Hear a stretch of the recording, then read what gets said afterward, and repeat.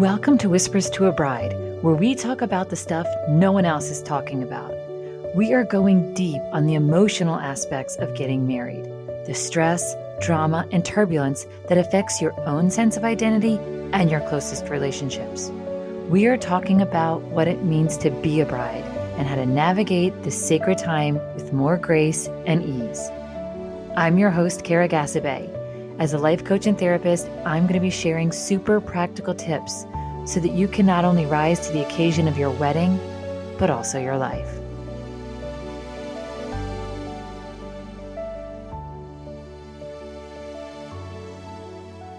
You guys, welcome to the 100th episode of Whispers to a Bride. I cannot believe this milestone. It is so exciting. When I started this project, the idea of coming up with 10 episodes felt daunting and overwhelming. And now here we are at 100. So first, I just want to thank you. If you have listened to this podcast, if you have rated this podcast, if you have told a friend about this podcast, thank you.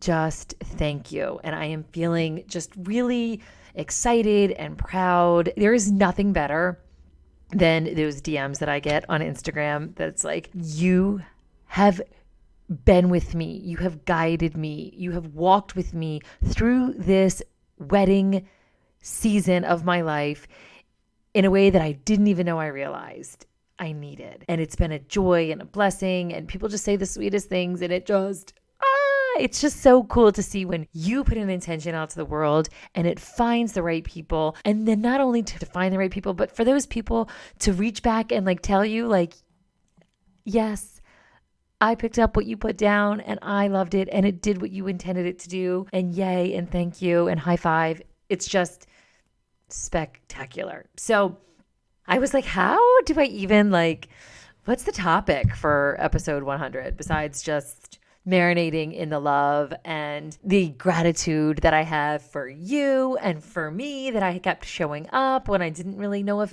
anybody was ever going to tune in. It's just, I'm really proud of both of us in this moment. And I don't know, today I really want to share with you something that just a little practice that I have that has become sort of newly more important. And that is a very simple thing, but I just think it could be so useful on your wedding planning journey and, spoiler alert, the rest of your life.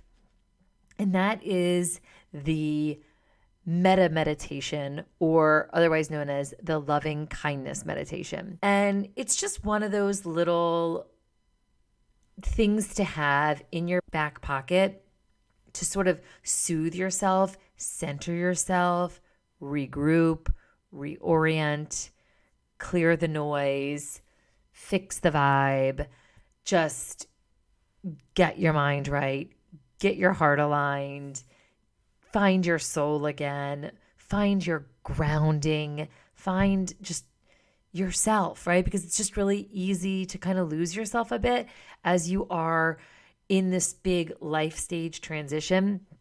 And it's funny, I think I learned about the loving kindness meditation maybe 10 or 12 years ago from Tara Brach, an amazing meditation teacher. And then again, it came up in my life coach training with Martha Beck. And I run across it a lot in my study and in my work. But then I recently started using it with my daughter Magnolia as just a little a going to bed kind of ritual. She's very excitable, high energy, quick mind, always thinking. And so it can be hard to settle down. And I tried this the other night and now she's obsessed and wants to do it all the time. So it's so cute.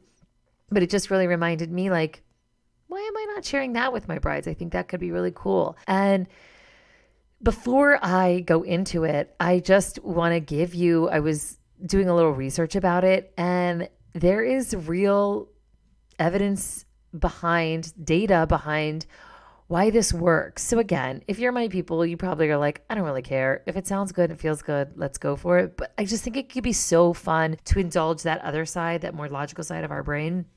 to sometimes push us over the hump when we want to do some of these like woo-wee practices, but we're like, is that even doing anything?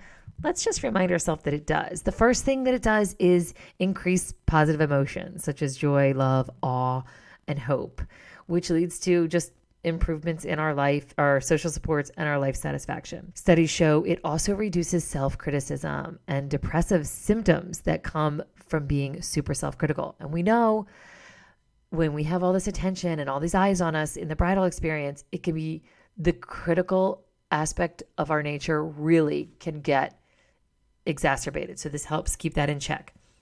Increased empathy, which you're going to need when all those people around you let you down and drive you nuts. Improved vagal tone. This is your vagus nerve, which is connected to your rest and digest system. So that gets you in that sort of calmer state.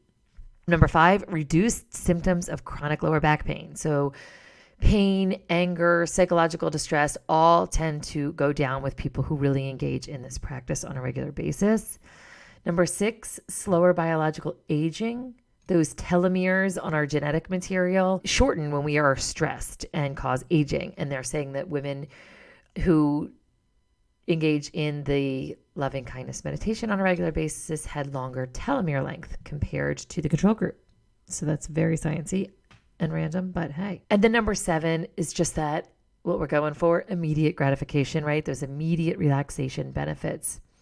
When you do this just 10 minutes, they can show measurable relaxation effects by looking at your parasympathetic nervous system, your slower respiration, just all those biological markers of being in a more de-stressed state. And I was recently talking with my sister who was going through some health challenges, and they were asking her about her stress. And it's like, when you're in a certain life stage, it can be even hard to know that you're stressed until you look back and be like, oh my God, like I was so stressed out.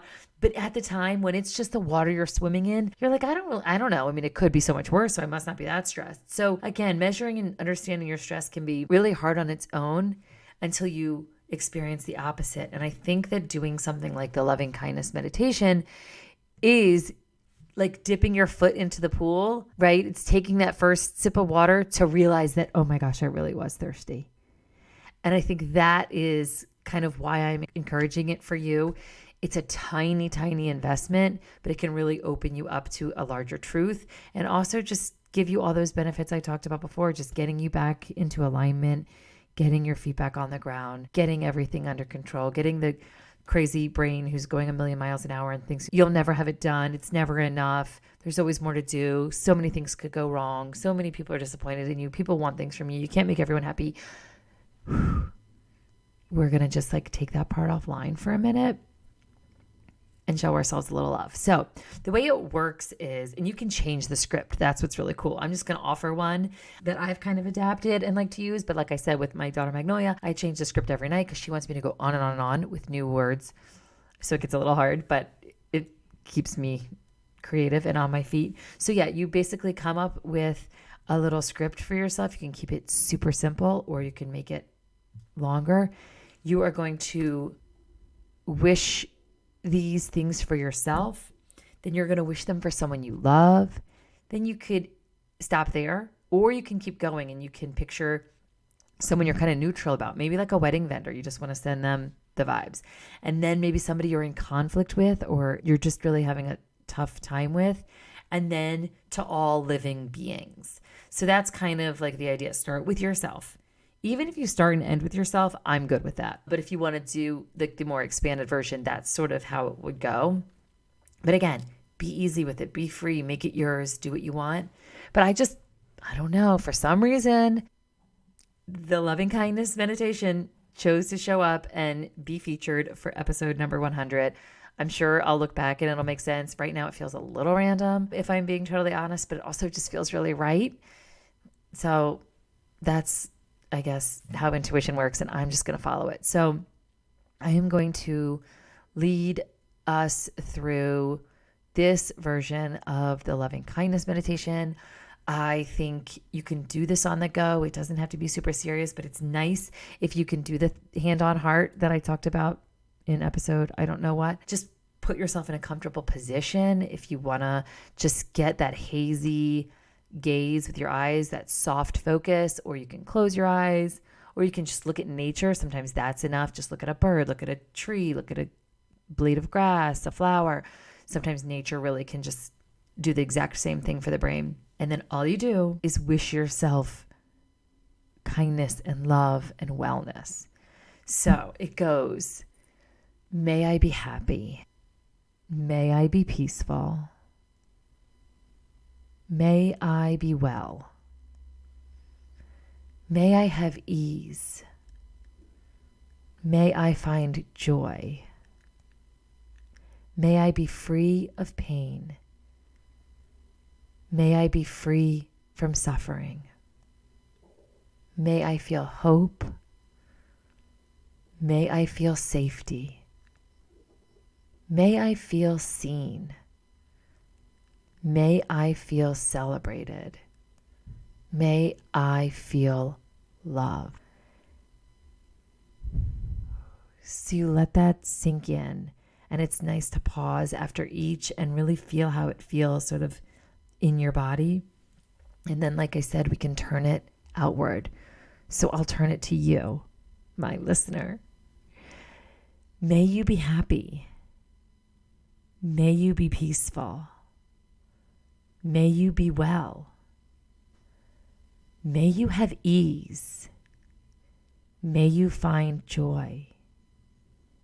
May you be free from pain. May you be free from suffering. May you feel hope. May you feel safety.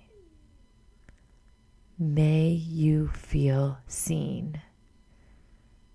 May you feel celebrated. May you feel love. And I absolutely wish those things for you. And then you can, again, expand it to other people and just sort of like send those vibrations out. It's a great way to exist in the world. There's so much chaos. There's so much going on in your little microcosm of wild wedding world. But then obviously, as we know, just where we are in society right now, it's crazy and it's tumultuous. And I think any practice that we can do, that we can share, that we can experience in a way that we have control over and that is simple and easy and quick, I'm all for it. So again, this is a really ancient Buddhist tradition. I don't know who else to credit for it, but lots of meditation teachers talk about it. And again, make it your own, but really just think about how to send yourself love and kindness as you are going through this really sacred and stressful time, and how you can send that out to the people that matter the most to you, who are also going through their own special and stressful time. So 100 episodes. I just want to thank you again. I want to send you all the love and kindness for being here with me, for trusting me with your most tender moments. The one-on-one sessions that I have done with you guys, my listeners who have reached out and booked sessions or hired me for the longer term coaching. It has just been an honor and a privilege to be with you in this way. I think there's just nothing better than when what you want to offer the world actually meets a need in this really cool way, in this really specific, random for some people, but really sacred for those of us who know way. I'm just really honored, really excited, and I can't wait for the next 100. So keep doing what you're doing and know how much it means to me when you pass this along, when you mention it to a friend, when you post it on the socials. That one random bride who's out there like, what the heck is happening to me, can be saved by that gesture of you just passing this along, because however we can spread the love and help our fellow women out on their journey, it's just good karma that we all need and deserve. So thank you. Thank you. Thank you. You know where to find me. I'm always here. just a DM away, an email away. Do not hesitate to reach out and let me know what other episodes, what topics do you want me to revisit or consider or weigh in on. I am here for it. Cannot wait to see you on the next episode. And until then, I am sending you nothing but bridal bliss.